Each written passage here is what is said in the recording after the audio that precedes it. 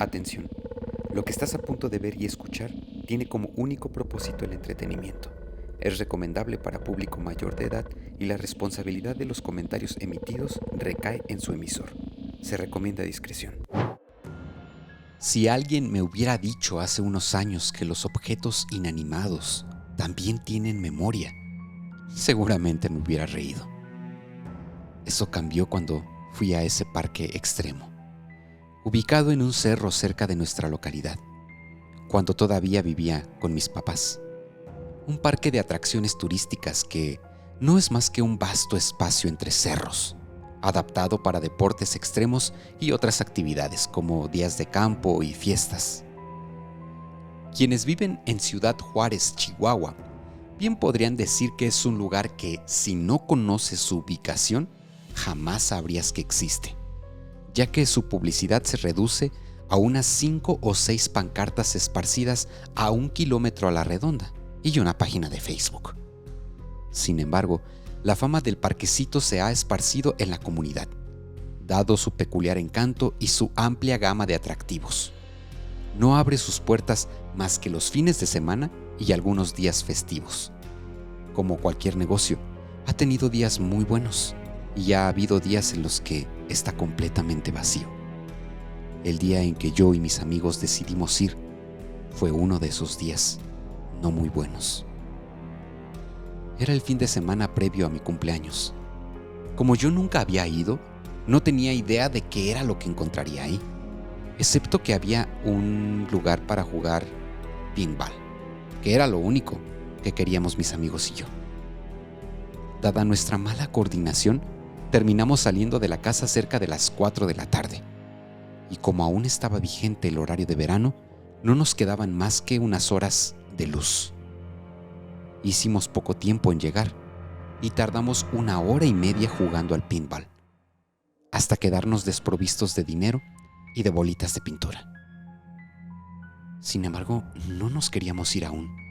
Queríamos desquitar el precio de la entrada.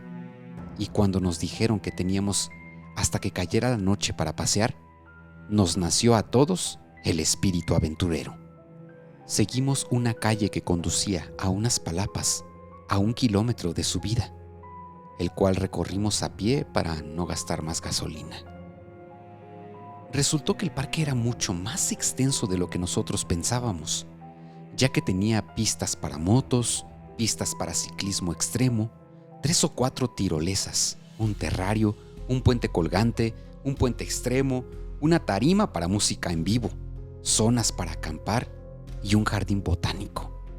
Además había paseos por arroyos secos y carteles llenos de información interesante acerca del desierto. La verdad, yo ya me estaba preocupando, pues por más que caminábamos, no alcanzábamos el final del recorrido y ya no quedaba nada más que el aura de la luz del sol. La noche ya estaba cayendo y no sabía cómo tenía la loca idea de que alguien vendría a sacarnos del parque y nos prohibiría volver a entrar por desobedecer las reglas. Pasamos por el mentado jardín botánico, que no era más que un pequeño recorrido a lo largo de un caminito de piedras pintadas de blanco a través de un montón de vegetación del desierto. Nada diferente de lo que veníamos viendo desde que llegamos al cerro. Los encargados del parque habían colocado algunos adornos en las orillas del pequeño sendero, objetos que parecían rurales, como herramientas, una silla de madera, una carreta que parecía destrozada, vasijas de barro, cántaras de leche oxidadas y una carreta sin llanta. Además había también unos troncos de roble. Más abajo, como si se les hubiera acabado su suministro de objetos rurales, alguien puso el esqueleto metálico de un reno de Navidad. Seguimos un camino que nos llevó a otra zona de acampar desértica al pie de un arroyo seco. Al llegar hasta abajo, contemplamos cómo el arroyo zigzagueaba por entre los cerros, dando la apariencia de una pared impenetrable. Aunque soy fanático de la aventura, también lo soy de las reglas. Y aunque mis amigos insistían en que querían terminar el recorrido, yo me planté y les dije que era hora de volver. Si de veras hubiesen querido verlo todo en un día, hubiéramos llegado más temprano. Ese fue mi argumento. Pero también dije que esa era una buena excusa para volver a venir, hacer un día de campo o algo así.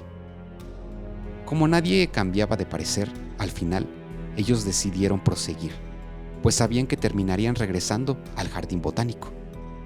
Yo no quise experimentar y me emprendí la larga subida por donde habíamos llegado. Yo los esperaría del otro lado del puente colgante para bajar juntos a la camioneta, o ellos me esperarían a mí, si es que tenían razón y llegaban antes. Mientras subía, escuché un mugido inconfundible. No sabía cómo era posible. Hay mucha vida silvestre en el desierto, pero no sé de ninguno que emita mugidos. Seguido de estos mugidos, se escuchó un chirrido de una rueda y voces de gente hablando allá arriba. Eran los dueños del parque que habían ido a sacarnos del parque, pensé. Así que subí el último tramo preparando mi argumento de por qué nos habíamos tardado tanto. Pero algo muy extraño sucedió. Conforme llegué al jardín botánico, las voces se desvanecieron en el aire. Al llegar al camino de regreso, todo estaba en completo y profundo silencio. Miré en todas direcciones en busca de los dueños del parque, o quizá en busca de mis amigos que quizá estaban tratando de jugarme una broma, o en busca de cualquier persona de plano. No había nadie a la vista. Pensé que yo había estado en lo cierto al regresar y que mis amigos tardarían mucho más. Pero entonces, ¿quién hablaba? ¿Quién hacía esos ruidos? Un chirrido rústico proveniente de mi izquierda atrajo mi atención. Justo detrás de mí había una sillita de madera vieja y desgastada por el calor, completamente inmóvil. Pero no se estaba moviendo, así que supuse que no pudo haber sido la fuente del ruido. Lo volví a escuchar y estaba 100% seguro de que provenía de la silla, o quizá detrás de la silla, pero muy cerca de ella. Antes de que pudiera comenzar a olvidarlo, volví a escuchar el sonido de la vaca un poco más adelante, por el caminito del jardín. Como había matorrales en varios puntos, pensé que quizá el bromista se estaría ocultando detrás de uno de ellos. Así que avancé en esa dirección. Al ir pasando junto a la carreta, escuché un ruido como de la carreta, cuando traen mucho peso. Pero la carreta no se movía. Se me congeló el corazón. Pensé que si alguien estaba intentando jugarme una broma, estaba haciendo un excelente trabajo. Perdí toda la movilidad en ese lugar, con la vista clavada en esa carreta, quizá esperando ver a alguno de mis amigos escondido detrás de ella. Entonces, casi descaradamente, la carreta emitió un ruido desde lo más profundo de sí. Al principio, casi inaudible, pero poco a poco fue aumentando de volumen hasta que tronó. Era como si le hubieran atiborrado de carga hasta hacerla romperse. Yo olvidé todo orgullo y salí corriendo por el camino. Al ir pasando por las cántaras, el onomatopéyico sonido de una vaca agresiva me sobresaltó. Una presencia invisible y enojada pateó una de las cántaras y esta cayó a 1 metro de distancia de las otras, derramando leche putrefacta mezclada con sangre. Yo hice por correr tan rápido como pude, poniendo todo mi empeño en ignorar todo lo que se suscitaba a mi alrededor. Pero era imposible no escuchar, o ver, u oler. Una esencia a heno viajaba en el viento, como el que se percibe en un rancho o en un pueblo pequeño.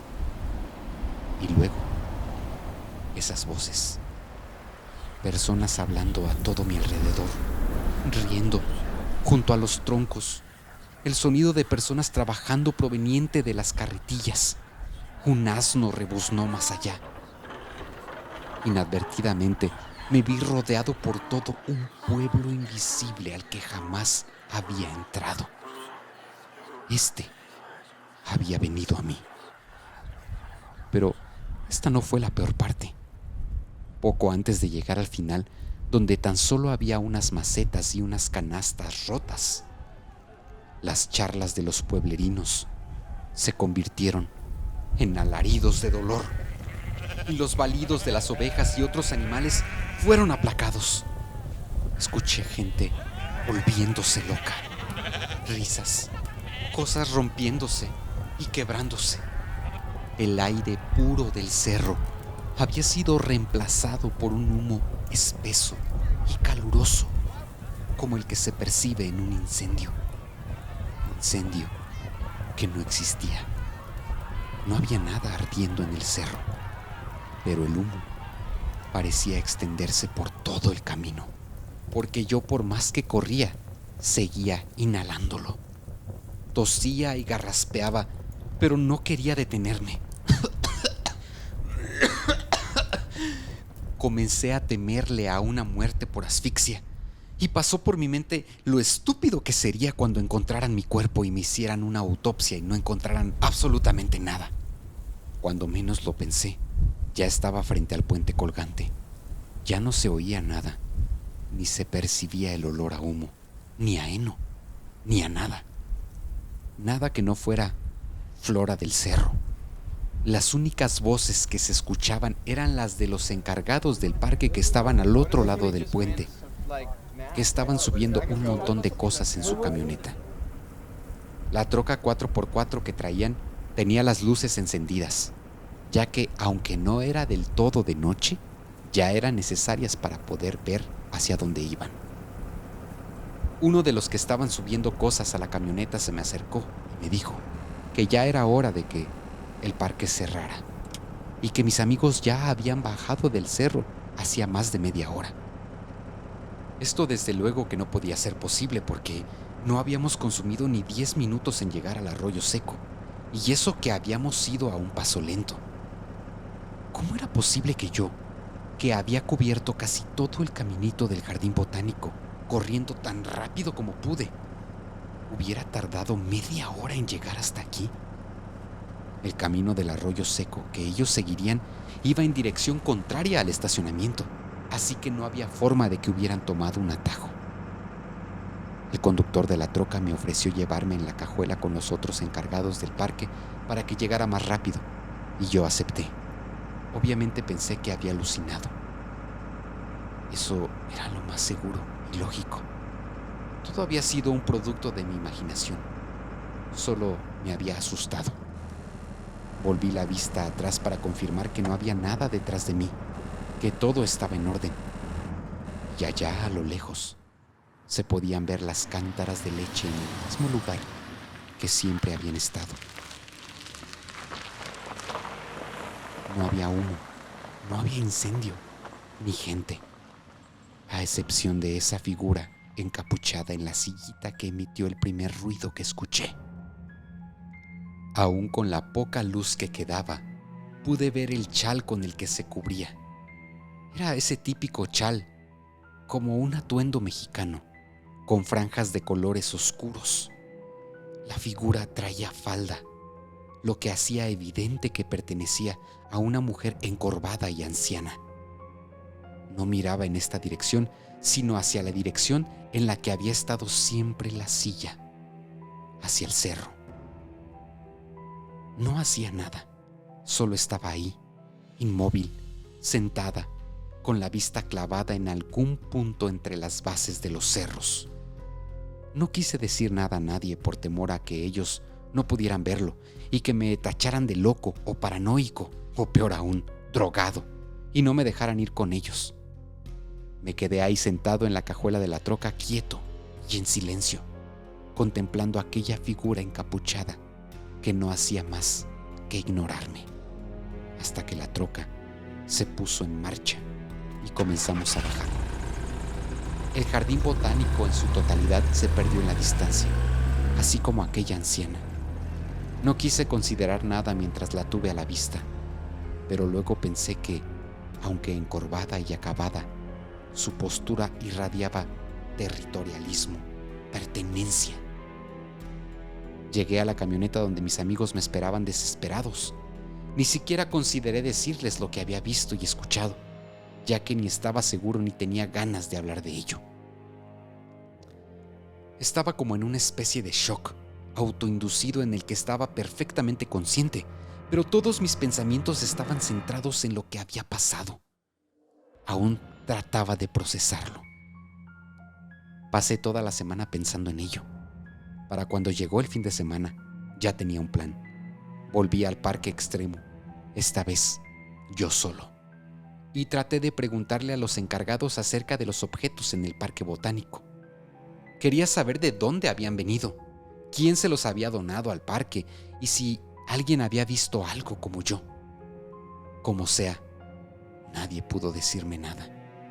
Algunos dijeron que solo las habían conseguido y se quitaron de problemas. Escuché que el dueño del parque, quizá, podría tener la respuesta a mis preguntas. Así que fui a entrevistarlo. Este era un hombre de avanzada edad. Le pregunté por los objetos y me dijo que habían estado en su familia desde que tenía memoria y quiso saber por qué me interesaba tanto. Entonces decidí contarle lo que había pasado en el jardín, todo lo que escuché, lo que creí que había pasado. Le hablé de la anciana. No sé si dije algo que no debía porque él se puso nervioso y terminó con nuestra reunión de manera inmediata y nunca más quiso volver a recibirme.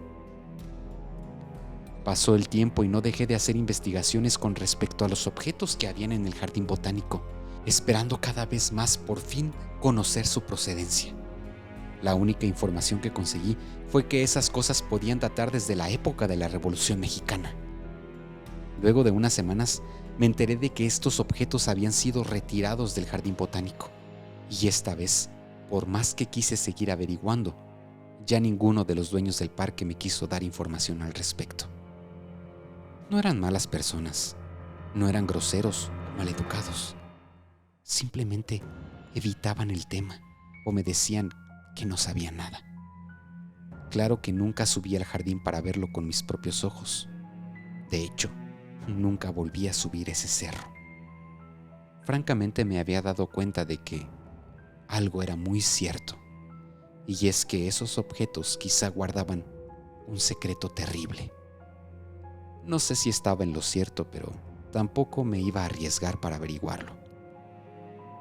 Finalmente me di cuenta de que fuera quien fuera aquella anciana encapuchada que vi en la silla, seguramente ella había sido la responsable de todo el desastre que escuché, que percibí y que casi me consume, pero del que jamás fui testigo. Incluso cuando aquellos objetos fueran más viejos que yo, sabía que estaban cargados de esa aura oscura de odio y de locura. Esa aura emanaba de la anciana de la silla, la orgullosa figura que se sentaba ahí como diciendo: mira mi obra, nunca, nunca voy a separarme de mi obra.